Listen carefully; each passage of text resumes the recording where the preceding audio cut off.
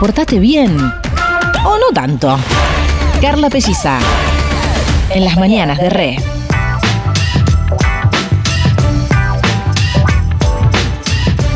Diez de la mañana, 32 minutos. Le doy la bienvenida a Mariano Recalde, senador nacional de Unión por la Patria. Mariano, buen día, ¿cómo estás? Acá Carla Pelliza te saluda. ¿Qué tal? Buen día, Carla, ¿cómo estás? Bien, bueno, hace un rato estábamos hablando, por supuesto, del tema por estas horas, que es este anuncio de acuerdo entre Argentina y Estados Unidos. Me gustaría ver un poco cuáles son las primeras impresiones que te dan este punteo, hasta ahora superficial, ¿no? Sí, un primer punteo que es realmente una carta de rendición, un sometimiento que pocas veces vimos en la Argentina. Recuerdo el pacto Roca-Ranseman como un tratado bochornoso que incluso no sé si es tan tremendo como ¿no? Como se entrega la Argentina a los intereses de Estados Unidos a cambio de chirolas, ¿no? De un poco de cupo de exportación de carne otra vez. Uh-huh. Es muy triste y creo que va a ser muy dañino para la Argentina, para muchos sectores de la Argentina. ¿Y esto qué te parece? ¿Tiene que pasar por el Congreso alguno de los puntos o es algo que puedan hacer entre los dos presidentes? No tengo la menor duda de que tiene que pasar por el Congreso, que esto lo tienen que tratar el poder legislativo, que es el poder más democrático, donde reside de manera más clara la soberanía del pueblo. Veremos cómo evoluciona esto, pero sin duda lo vamos a tratar en el Congreso. Sí, ¿te parece que es posible? Lo pienso por, no sé, el acuerdo con el Fondo Monetario Internacional, que también debería haber pasado por el Congreso y no pasó. Como todo lo que pasa por el Congreso, depende del número, ¿no? Para poder tratarlo, para poder incluso rechazarlo, necesitamos números para ambas cosas. Pero nuestra vocación, no tengo la menor duda, no hablé todavía con el resto del bloque, pero me animo a adelantar, que es tratarlo en el Congreso. Perfecto. Y hablando de cuestiones que hay que tratar en el Congreso y teniendo en cuenta que estamos ya a menos de un mes del recambio de la nueva composición, se está hablando por estas horas de la posibilidad de una sesión la semana que viene por el cambio a la ley que regula los decretos de necesidad y urgencia. ¿Esto es algo que ya esté confirmado? No está confirmado. Por supuesto que tenemos vocación de sesionar todas las veces que podamos con los proyectos que tenemos pendientes, entre otros de limitarle las facultades al Poder Ejecutivo, que se ha extralimitado de una manera brutal con los DNU. Los DNU estaban previstos con una ley que todos los poderes ejecutivos lo usaron con razonabilidad, algunos más, otros menos, pero el despropósito que vimos en estos ya casi 2 años exige que le pongamos un límite del Congreso, porque si no se gobierna por decreto y el poder legislativo está pintado. Uh-huh. Y la República está pintada y obviamente pasamos a estar gobernados por decreto, que es algo que está absolutamente alejado de lo que establece la Constitución. Uh-huh. Dejamos de ser un gobierno constitucional para ser un gobierno que gobierna por decreto, de facto. Uh-huh. Se hablaba de, tal vez, más allá de esto que vos decís que no está confirmado, el jueves de la semana que viene, el jueves 20, ¿sería ese el plan? Sería ese el plan. Veremos si están los números, las condiciones, los temas. Todo eso no tengo ninguna confirmación todavía. Uh-huh. ¿Y a vos qué te parece? ¿Que pueden estar los números? Porque en su momento estuvieron los números. O sea, esto ya fue un proyecto que se sancionó. A mí me parece que sí. ¿A vos te parece? Es un proyecto que se sancionó.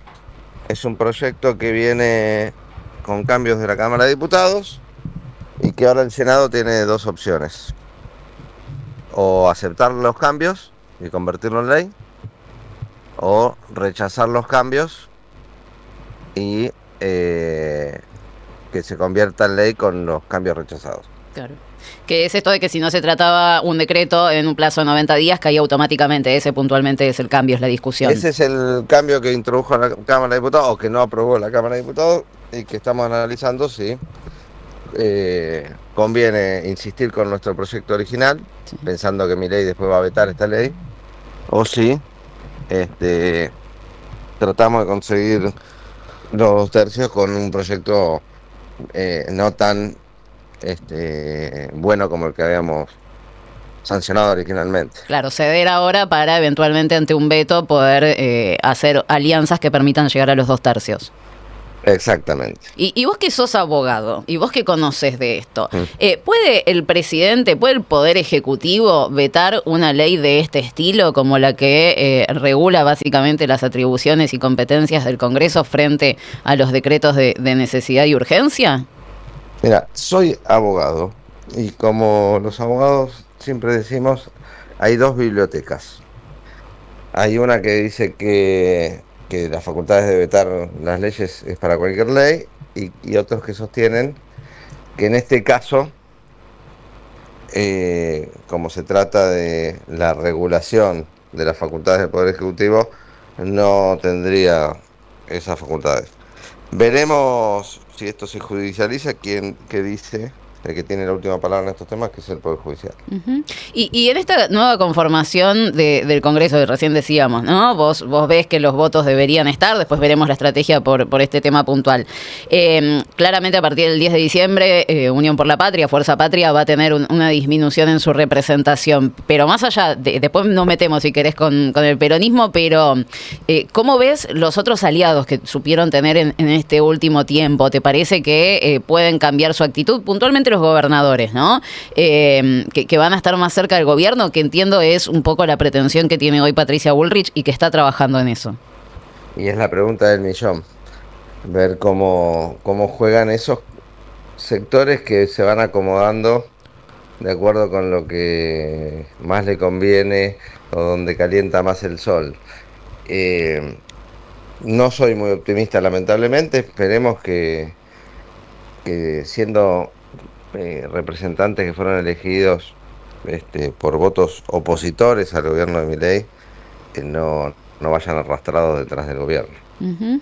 Y ustedes en el peronismo van a tener 28, pasan de 34 bancas a 28. ¿Te parece que se pueden en el Senado, sí. Que se pueden conservar esas 28, que puede haber un bloque o interbloque? Sí. Sí, no tengo la menor duda, hay un interbloque sólido. O sea, vos lo ves en formato de interbloque. Hoy el interbloque está compuesto por 3 bloques distintos. Hoy son 3 bloques, podrían ser 2, podrían ser 4, podrían ser 3. Eso me parece secundario, pero hay una vocación de funcionar como bloque, como interbloque, como una sola. Sin la posibilidad porque se plantea esto, ¿no? Que algunos gobernadores podrían o están amenazando, advirtiendo, dejando trascender que podrían armar bloques apartes. ¿Vos no la ves a esto? No la veo. En el Senado no la veo de ninguna manera. Ok. Te consulto, Mariano, también por otro tema que vos conocés bastante bien. Con la llegada de Patricia Bullrich al Senado de la Nación, el gobierno tiene la intención de que los proyectos empiecen por ahí, ¿no? Porque ella espera conseguir consensos y además va a tener un bloque un poco más amigable que el que tienen ahora. Y uno de esos primeros proyectos va a ser el tema de la reforma laboral, que entiendo no conocemos todavía la letra chica. Pero te consulto, primero, ¿cuál es el análisis que haces vos de lo que se conoce hasta ahora como posible proyecto de reforma laboral?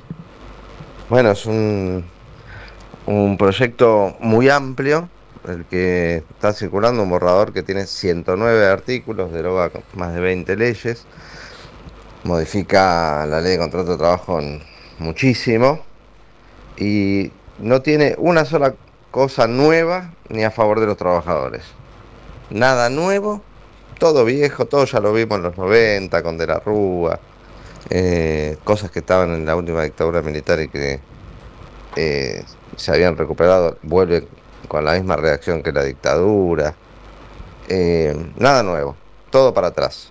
Y en algunos temas se retrocede más de 100 años, ¿no? Uh-huh. Como por ejemplo con la jornada de trabajo, es algo que luchó el movimiento obrero mundial, ¿no? El 1 de mayo se conmemora porque en 1800 y pico se luchaba en Chicago por las 8 horas de trabajo y bueno, quieren terminar con eso.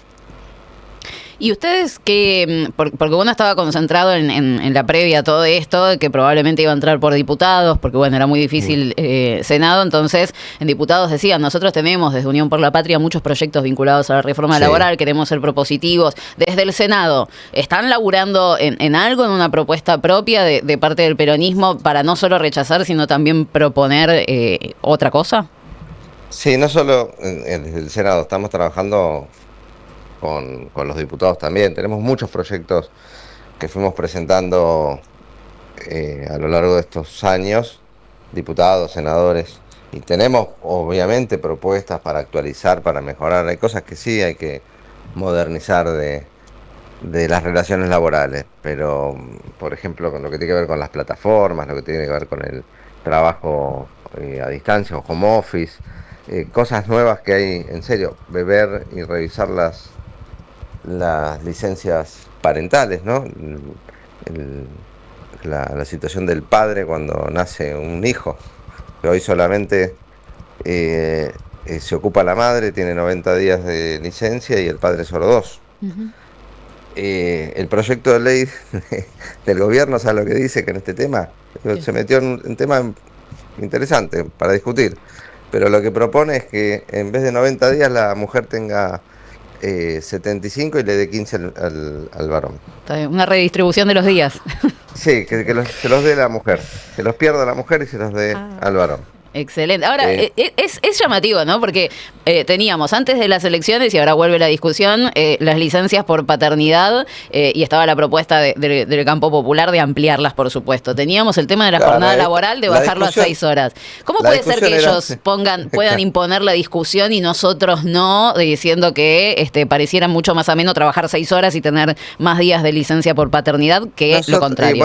Se está imponiendo un discurso a través de los medios, a través de las redes, de las campañas que hacen. Nosotros estamos haciendo lo nuestro. Nosotros vamos a ir trabajando para reducir la jornada de trabajo, que es lo que está haciendo el mundo, para que haya más gente trabajando y trabajando menos tiempo, teniendo más tiempo libre. Estos que hablan de la libertad, bueno, libertad es tener más tiempo libre, no hasta 14 horas trabajando, eso no es libertad. Uh-huh. Hay muchas cosas para plantear. Hablaban de los salarios dinámicos. Sí. Bueno, nosotros venimos planteando algo así hace mucho tiempo. Se llama participación en las ganancias de las empresas.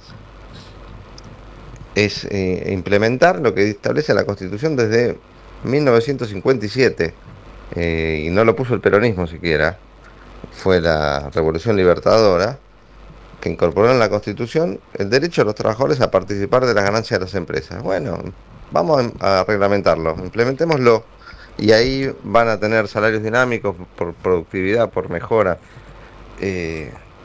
un incentivo para que los trabajadores se comprometan con el buen resultado de las empresas. Es algo para discutir, tenemos muchas propuestas. Obviamente necesitamos números, necesitamos consenso, necesitamos apoyo.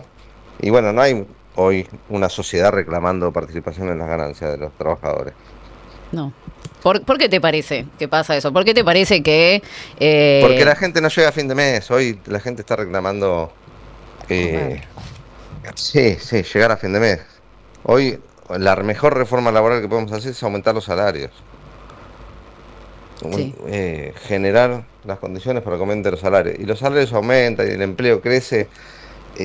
no por las leyes laborales. Esta es otra cosa que también hay que desterrar y que la derecha todo el tiempo trata de instalar como idea, que el problema de la economía son las leyes laborales. El problema de la economía es el plan económico, que abren las importaciones, es que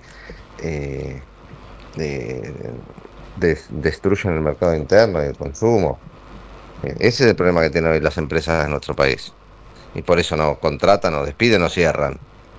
No porque un trabajador le reclame horas extras. Claro. ¿Y esto lo charlaron o lo empiezan a charlar con los distintos actores? Porque tengo entendido, el otro día se cruzaron por ejemplo, los nuevos cosecretarios generales de la CGT con Diego Santilli en este evento de la Unión Industrial. Fue un encuentro informal, pero quedaron en reunirse más adelante. O sea, evidentemente van a hacer esos contactos desde La Libertad Avanza. ¿Ustedes pudieron sentarse con la nueva conducción de la CGT? ¿Tienen pensado hacerlo con los movimientos sociales? No.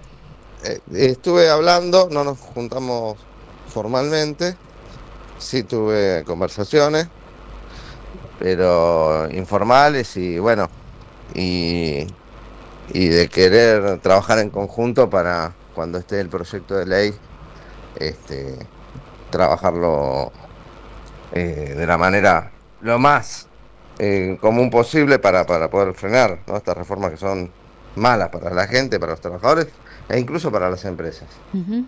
Y te consulto de un poco también, no tenemos demasiada letra sobre ese tema, pero de otro proyecto que se supone que también va a entrar por el Senado, que es en principio ahora en diciembre discutir la conformación de una comisión bicameral que aborde especialmente y exclusivamente la reforma del Código Penal. Obviamente Patricia Bullrich ya se anota como posible presidenta de esa comisión. ¿Vos qué te imaginas de esa discusión del Código Penal?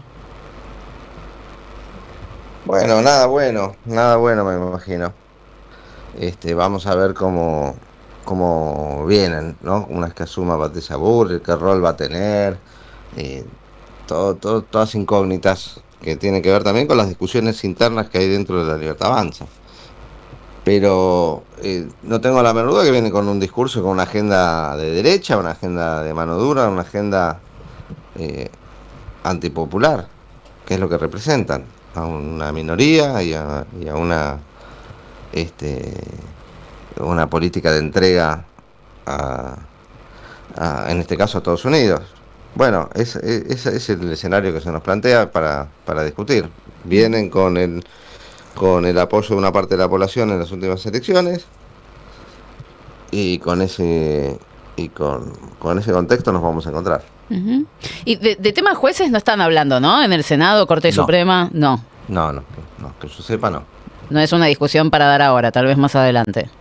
No tengo información ni formo parte de ninguna mesa que esté discutiendo ese tema. Perfecto. Y Mariano, te hago una consulta más. Después de las elecciones, sí. Bueno, obviamente estuvo la carta de Cristina cuestionando el tema del desdoblamiento, de la provincia, que se dejaron trascender algunas cosas, pero bueno, medio como que quedó ahí todo un poco más tranquilo. Ahora el PJ bonaerense tiene que definir autoridades, vienen las relaciones con los gobernadores, pensar en el 2027, que también obviamente es una obligación para la dirigencia. ¿Cómo queda el peronismo después de esta elección, en donde entiendo que más o menos los objetivos parlamentarios se cumplieron, pero bueno, fue un resultado tal vez inesperado al mismo tiempo?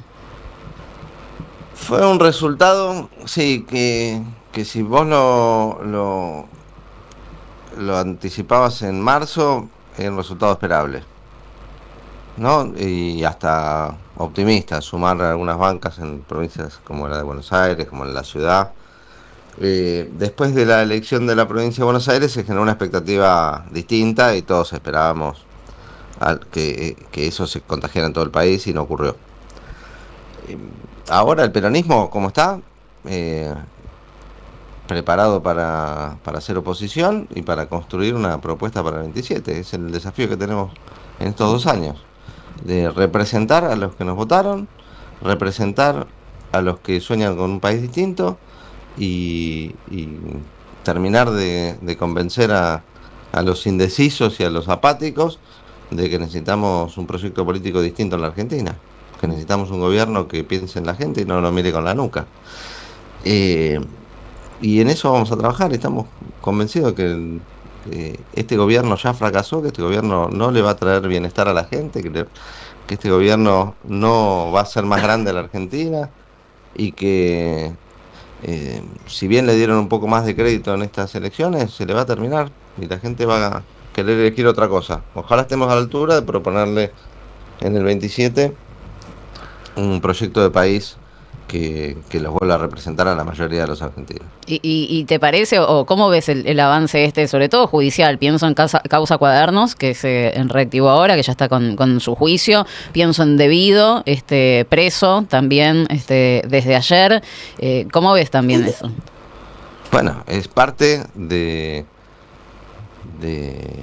este gobierno alejado de la Constitución, de un gobierno que persigue opositores, que encarcela opositores, que instala una agenda mediática judicial para distraer de lo político y lo económico, que busca disciplinar a la oposición con estos casos, busca disciplinar a la gente, unas causas judiciales que son berretas, vergonzosas, de una gravedad, por las formas en las que se llevan adelante, que son brutales. Lo de la causa Codarnos en particular, ¿no?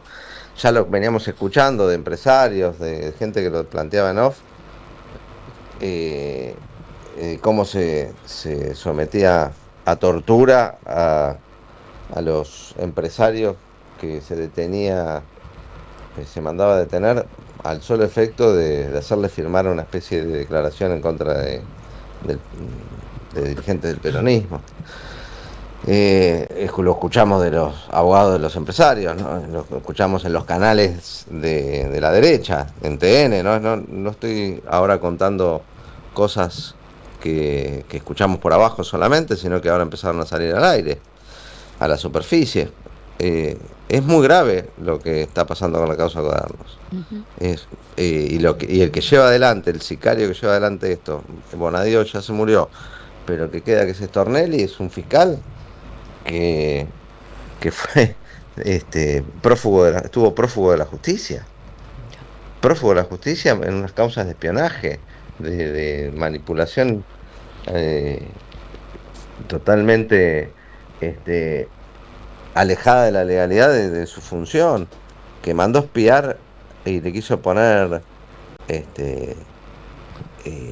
plantar droga a una persona de su entorno cercano por problemas familiares, ¿no? De su actual pareja, creo que el ex de su actual pareja. Cosa gravísima. Y ese tipo es el que está llevando adelante este tema, la verdad. La verdad, yo no sé cómo no es un escándalo nacional esto. Mariano, te agradezco mucho, como siempre, por estos minutitos. No, a vos, Carla. Abrazo grande. Chau. Mariano Recalde, senador nacional de Unión por la Patria, charlando con nosotros un poco sobre todo este complejo panorama que siempre vivimos en la República Argentina. 6 minutitos ya nos están separando de las 11 de la mañana. Seguimos en vivo hasta las 12.